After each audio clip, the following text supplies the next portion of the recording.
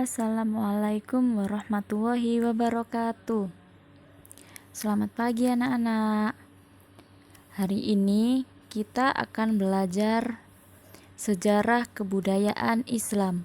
Bab 1.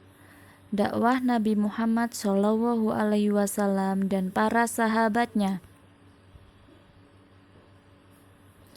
Dakwah Nabi Muhammad SAW berdakwah kepada kaum Quraisy. Nabi Muhammad SAW menerima wahyu pertama di Gua Hira. Beliau diperintahkan oleh Allah Subhanahu wa Ta'ala untuk mendakwahkan ajaran Allah Subhanahu wa Ta'ala kepada keluarga terdekat. Perintah itu terdapat pada surat Asy-Syu'ara ayat 214. Nabi Muhammad SAW mengundang seluruh keluarga Bani Abdul Muthalib di rumah beliau untuk menyampaikan ajaran Islam kepada mereka. Dakwah yang disampaikan Nabi Muhammad SAW antara lain: Aku adalah utusan Allah. Aku membawa ajaran Islam untuk kalian semua agar kalian mendapat kebaikan di dunia dan akhirat. Tidak sedikit pula yang menolak bahkan mencaci Nabi Muhammad SAW. Orang yang sangat menolak dakwah Islam adalah pamannya sendiri, yaitu Abu Lahab, dan istrinya bernama Ummu Harb. Setelah 3 tahun Nabi Muhammad SAW berdakwah kepada keluarga dan para sahabatnya, turunlah wahyu agar Nabi Muhammad SAW berdakwah secara terbuka. Wahyu tersebut terdapat dalam surat Al-Hijj ayat 94. Setelah menerima perintah Allah Subhanahu wa Ta'ala tersebut, maka mulailah Nabi Muhammad SAW melakukan dakwah secara terbuka kepada orang-orang Quraisy. Walaupun mendapat tantangan dan kecaman dari sebagian besar kaum Quraisy, Nabi Muhammad SAW tidak berhenti berdakwah. Beliau bersama sahabatnya yang masuk Islam terus menyiarkan agama Islam. Dakwah Nabi Muhammad SAW tersebut bukan hanya kepada keluarga dan kerabatnya, melainkan kepada semua penduduk Mekah. Begitu juga kepada penduduk negeri lain yang berada di kota Mekah. Tidak sedikit pemuka Quraisy yang mengecam keras dan berusaha menghalangi orang yang telah masuk Islam, terutama mereka yang berasal dari golongan masyarakat kecil atau hamba sahaya. Mereka yang telah masuk Islam diancam, disiksa, dan dipaksa agar meninggalkan Islam, seperti yang mereka lakukan kepada Bilal bin Rabah, Ammar bin Yasir, Habbab bin Al-Ard, dan Abu Fukaiha. Namun Nabi Muhammad SAW tidak pernah putus asa. Beliau terus berdakwah mengajak kaum Quraisy dan penduduk Mekah agar mengikuti jalan yang benar, yaitu agama Islam. Kedua, berdakwah kepada kaum muslimin. Nabi Muhammad SAW juga membina kaum muslimin, yaitu mereka yang telah masuk Islam.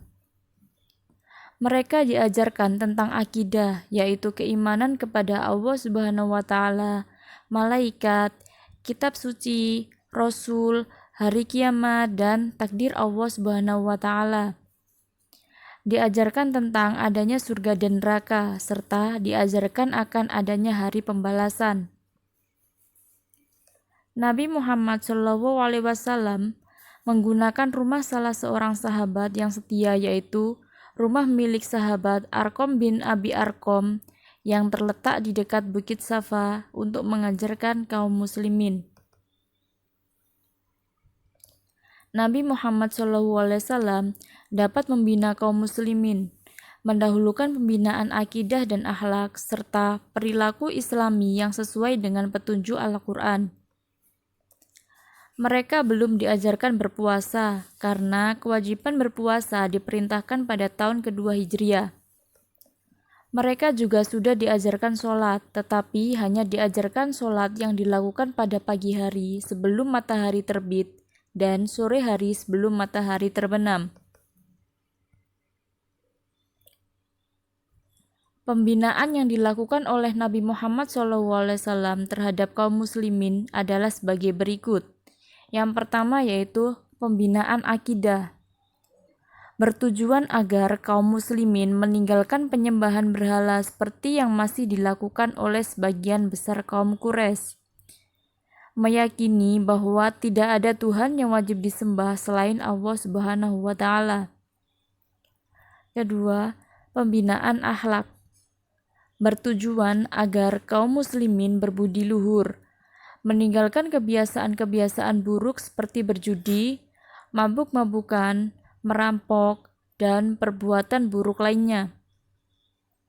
Ketiga, pembinaan sosial kemasyarakatan, bertujuan menertibkan kehidupan masyarakat agar sesuai dengan petunjuk Al-Quran. Umar bin Khattab pun pernah membunuh anak perempuannya sebelum ia masuk Islam. Namun setelah masuk Islam, ia menyesal dan bertobat kepada Allah Subhanahu wa taala. Islam mengajarkan bahwa antara anak laki-laki dan perempuan mempunyai hak dan kewajiban yang sama. Kedua, tekanan kaum Quraisy. Tekanan terhadap Nabi Muhammad SAW. Berikut ini adalah beberapa contoh tekanan yang dihadapi Nabi Muhammad SAW dan para sahabatnya. Pertama, Utbah bin Rabi'ah datang kepada Nabi Muhammad SAW seraya menawarkan berbagai macam kesenangan duniawi.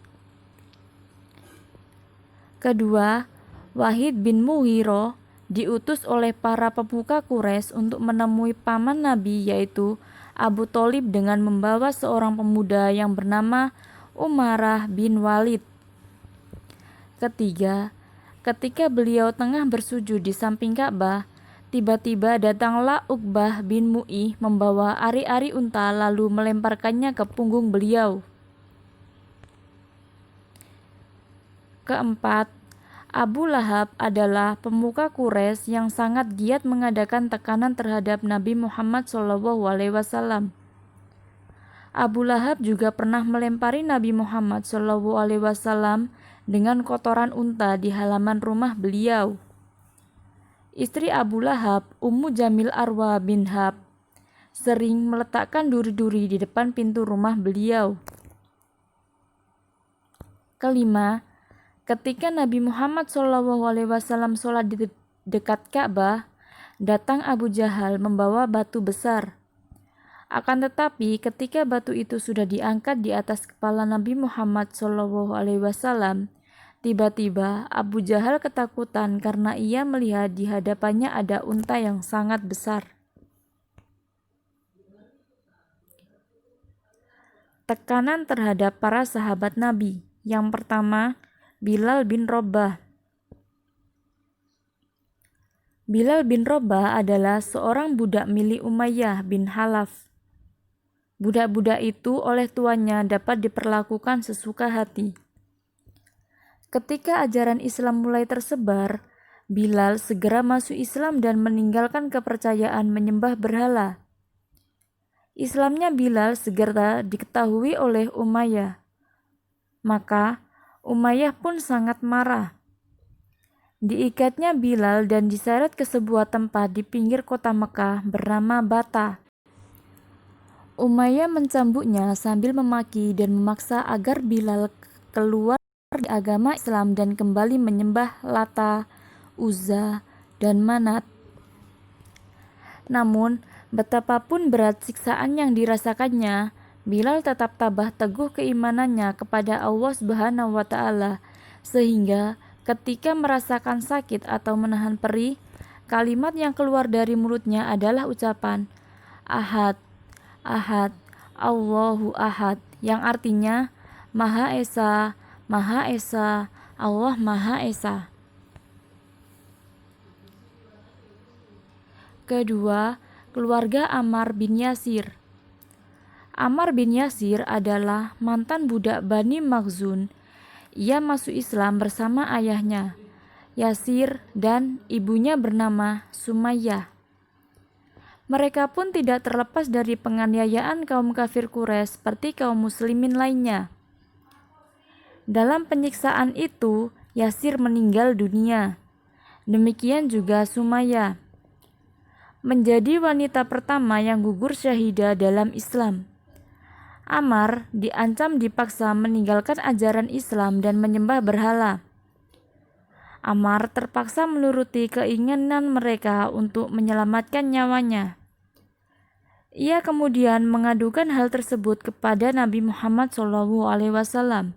Lalu turunlah firman Allah Subhanahu wa taala surat An-Nahl ayat 106. Sekian materi hari ini. Terima kasih. Selamat belajar. Wassalamualaikum warahmatullahi wabarakatuh.